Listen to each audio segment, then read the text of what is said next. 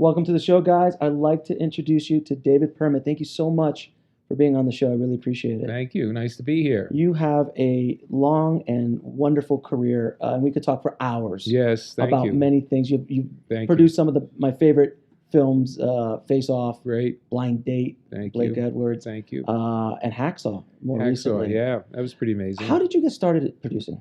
I sold Maps to the Stars homes on Sunset Boulevard when I was 16 or 15. I started. Okay. That was my first job in the business. I published the maps. So I had a kid on the corner in Holmby Hills selling maps to the Stars homes. You know, more innocent time then. It wasn't like CD. Today it's Yeah, a little TMZ thing. But Sure.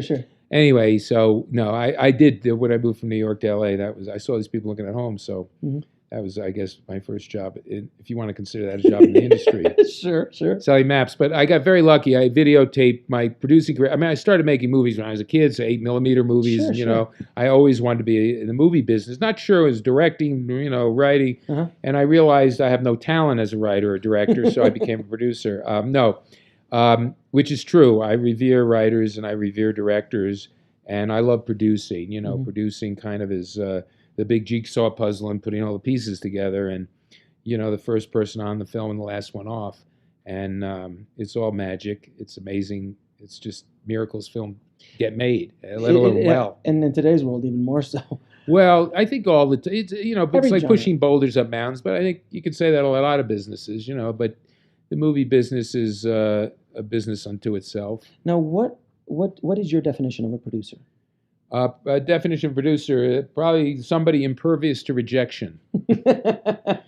But I think we all have to be impervious to rejection in our life. If you believe in something and are passionate about something, you stay with it. But I mean that because, the Polka King with Jack Black, which I premiered here last year at Sundance, I saw this documentary based on his true story, and Jack committed to it out of the gate. Like in 48 hours showing him the doc, he basically called and said, don't you dare go anywhere. I'm born to play Jan Lewan. Sure. And he produced it with me, and it was tailored for him, so the script was written for him. That moved in 3 years is like lightning from the moment that happened. Hacksaw Ridge took about 16 years to get made from the moment I heard about this incredible story about Desmond Doss winning a Congressional Medal of Honor on the front lines, never touching a gun. I have a project coming up, my next project, which is 21 years of my life, a picture that's going to star Dev Patel and Ben Stiller, based on the birth of a nightclub for women in 1980s called Chippendales. But it's not Magic Mike. It's a unique story. The mob, contract hits. It's kind of Boogie Nights meets Goodfellas. Okay. And an amazing true story, very ensemble cast, which I can tell you about another time. But so in answer to your question, the definition of a producer, like everything, every movie starts with an idea. And whether the idea is in the form of a script, a book, a true story, I happen to read the newspaper, an idea of mine. I'm watching TV one night, surfing. I'm watching an old TV show. And it's a black and white show that Jack Webb created. And I'm thinking, wow. And then 2 channels away is Dan Aykroyd on an old rerun of Saturday Night Live. And I'm thinking, what would happen if you took an old TV show and reformatted it as a comedy? Because I thought it was very funny. It was a dramatic show, but every dramatic moment in Dragnet was dum, da-dum, dum, Right. and I'm laughing. Right. So maybe we could do that as a comedy, and it becomes one of the biggest grossing films of 1987. That's old history now. Sure. My taste is very eclectic, so I go from Dragnet to Hacksaw Ridge to Face Off to Blind Date. It's like my taste is very broad that way, but it's always about how things affect me emotionally. Now, you've worked with some amazing directors in your day.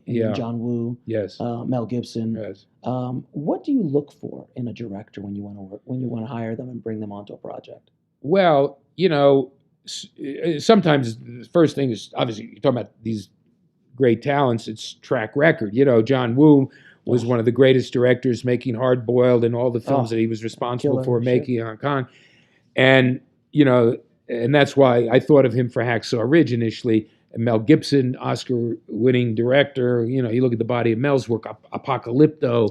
That's such an underrated movie. It is. And to me, I love Braveheart, but when I think about Apocalypto, Oh, cinematically, it's one of the greatest films ever made. so And beautiful. those of you viewers who haven't seen it should see it. Absolutely. Because you can't describe it; you have to experience it. It's an actually absolutely. But in answer to your question, what do I look for? I see 5 movies a day, every day. I see 50 movies at Sundance every year. If I don't have a film, I'm just watching movies here. It's about discovery. So it's great to work with John Woo. It's great to work with Mel Gibson.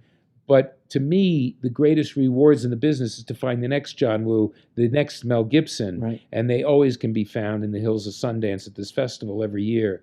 And there's not a year that goes by that I'm here that I don't cultivate relationships with the next generation of filmmakers, and in fact, and in business with them. And an example of that is, a number of years ago, I saw Infinitely Polar Bear with Mark Ruffalo, and I thought it was an incredible movie. And when it came time to hire a writer on Hacksaw Ridge, on Polka King, it's the air, it's the the altitude, sure. When it came time to hire a writer with Jack Black on Polka King, Maya Forbes directed and Wally Wolodarski wrote Infinitely Polar Bear, which premiered here, which I saw.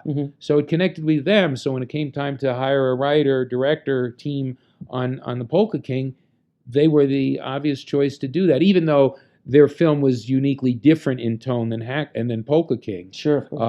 But also the body of the work. They're major writers. They've written some other great movies, Monsters and Aliens and Diary of a Wimpy Kid. And I knew Wally when he wrote on The Simpsons, and they also made other films together.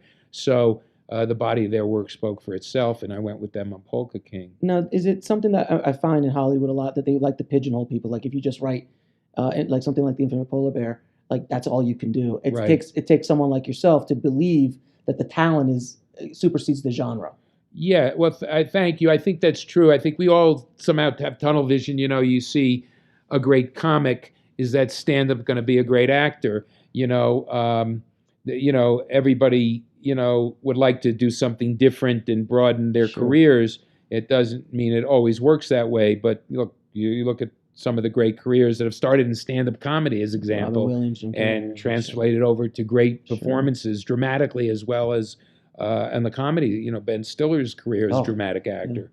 So I'm always pretty much open to that. I mean, one year I was at Slam Dance and I saw this movie, and it was a little made for a nickel, called Punching the Clown, and it just was wildly funny and irreverent. It was about a comic on the road, and it's probably the only time it happened. And I met the filmmakers and I said, listen, maybe we can do a remake of this movie. You mean you're going to do a sequel? I said, yeah, we'll get some money together. And we did, and we made a sequel, probably the only time it happened, a sequel to a movie at Slam Dance called Punching Henry, with Sarah Silverman, Tig Notaro, Doug Stanhope, Jim Jeffries, Henry Phillips, about a stand-up on the road. Little kind of a micro-budget film, did really well, but it started in Slam Dance when I happened to just stop by there in between a break from the movies at Sundance to see movies at Slam Dance as well.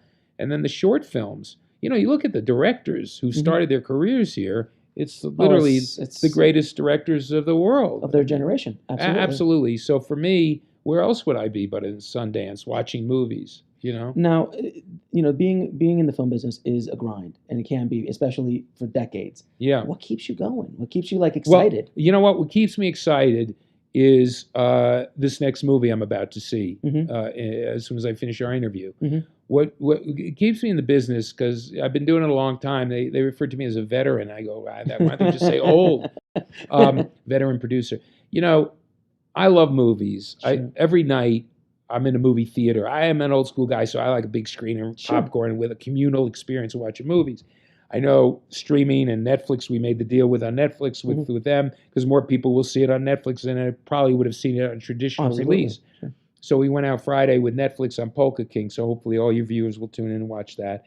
But what keeps me going is to see great work. So when I see a great film here, and in 10 days, I'll come back and I'll tell you, I saw greatness here. And you have to suffer through some of the films, quite honestly, to find. But I'm mining for gold. And when you find that gold nugget, for me, it's inspirational. It keeps me going in the business.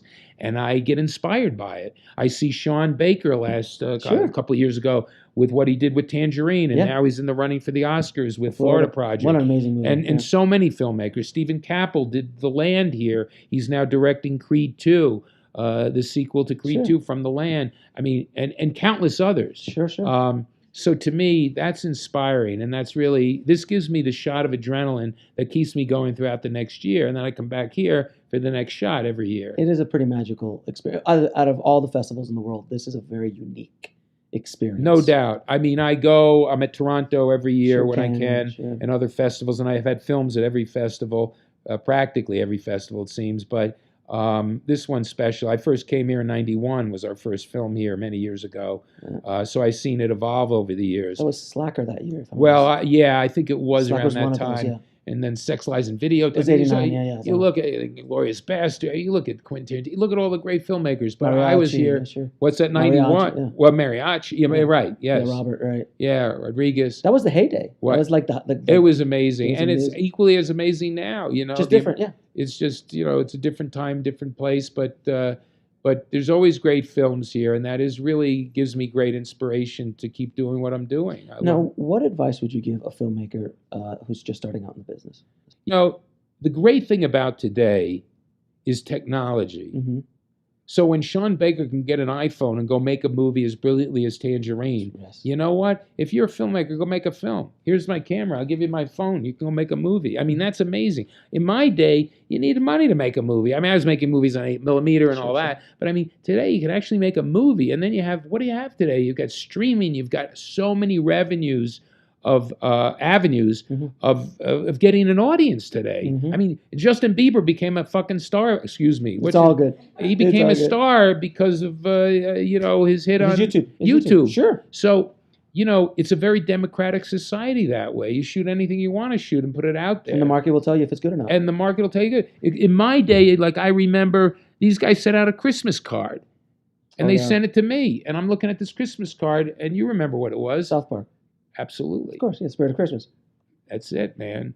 George Clooney just made those copies and sent it out. I'm just saying. Yeah. So in their day, they sent that Christmas card to people in the business. I was a recipient of that Christmas card. I go, oh my God. What did you think when you got it? I thought these guys are geniuses, but obviously I was one of a lot of people who got the card, so I wasn't the only one saying I got to be in business with them. Sure. But they've done okay. They've done okay, and they deserve it. They're brilliant, absolutely brilliant. But absolutely. That's the great thing about here. It's next generation filmmakers, actors, directors, writers, production designers. I mean, you look at some of the creative work that's being done at modest micro budgets today. Oh yeah. And so that's my advice in answer to your question. If you want to be a filmmaker, make a film. And get it to producers and get it to people who, or get it to agents, and, you got to get it in the doors. But if you get into a festival, you get great exposure, and that's, you get it online, you get great exposure. Everywhere, there's so many different avenues. I'm in the shorts festivals here. I see all the shorts. The Polka King of all, because I was at a festival seeing a documentary called The Man Who Would Be Polka King. And there you go. Let's make the movie. So, it's that simple. That's the great thing about the next generation. You have the advance in technology where you can go out and actually make a movie. And my last question, I asked this of all my guests. What is the lesson that took you the longest to learn, whether in the film industry or in life? Yeah, well, that's a good question. Walter Mirisch was one of the greatest film producers, from Cool Hand Luke to West Side Story. I mean, the endless credits to President of the Academy. And Walter told me when I was starting out my career, he said, kid, you better have patience. I got no patience. You see the rhythm in which I talk. I like it now. I like it today. I don't want to wait till tomorrow. Let's hit the ground running. Let's move. I have no patience. I didn't understand that at the time. My rhythm is like, I don't want to wait till tomorrow if I can do it today. Sure. But with 21 years to get this next film made, with 16 years having spent on Hacksaw Ridge, 3 was like lightning with Jack Black on Polka King, and I've got the war stories on many other projects, Face Off included, which took a long time to get made. Every studio turned it down. You've heard these stories before, but it's true. What do you mean they're switching faces? That doesn't make any sense. That could be pretty hokey. Well, not in John Woo's hands, but in any event, patience, and perseverance, but patience. I mean, when I say impervious to rejection, I think in life you have to be impervious to rejection. Passion is a word people use liberally in Hollywood, but I think if you're really passionate about whether it's telling a story or making a movie or whatever it is, that if you believe in something, you really, and you have the conviction to stay behind it, that's what it's all about. That's why these movies get realized here. You know, dreams get made and dreams get broken in the next 10 days in this city because people have put up their life on the screen, you know, getting relatives or whatever they get to finance or divest, and getting friends who do things for favors, and it's all up on the screen. And in one night, they're either on top of the mountain or they're going home with their the tail under their legs. So, you know, there's a lot at stake for so many people who come here with their first films and their first efforts, and it's exhilarating. It can also be a devastating experience for many. But the most importantly is, look, you know what? You fail and fail and fail and constantly fail, and you have success. And you look in life, that's how it goes. You just stay with it. You don't give up. So perseverance and patience. Fail and fail often, because that's the only way you learn. Well, that's it. But, you know, in life, as you said, not just exclusive to the business. Sure. You know, it's life. But our business is challenging. I mean, every movie is like pushing boulders up a mountain. It's a miracle films get made. You're dependent on so many other elements to coalesce and come together. Most scripts that get developed very rarely make it to the screen. They're all paper sitting on shelves all over Hollywood, millions of dollars in development, and the small fraction of those that actually get realized on the screen. It's tough. The business has changed a lot, though, but it's changed in a good way, I think. You know, everybody talks about, oh, the business is terrible, nobody's going to movies anymore. You know what? It's been a better year globally than any previous year. You know, box office is up. You've got, you know, the world has become smaller. It's the Asian marketplace. It's a world business today. The North America revenues are eclipsed by the foreign revenues. That, you know, the world's changing constantly. The world, I mean, you know, look, you know, distribution, streaming, it's a different time. But you know what? It all starts with a great story. Got it. And that's the bottom line. Amen. So I'm always like, I always say, I'm like a squirrel looking for a nut. I'm always looking for that great story, whether it's a guy who played polka and wound up in prison, whether it's a guy on the front lines who decided he wasn't going to touch a gun and stand by his convictions. You know, so, you know, those true stories, I think, sometimes really resonate with me. Or a guy just going on a blind date. Or a guy going on a blind date. David, thank you so much for your time. Thank you, guys.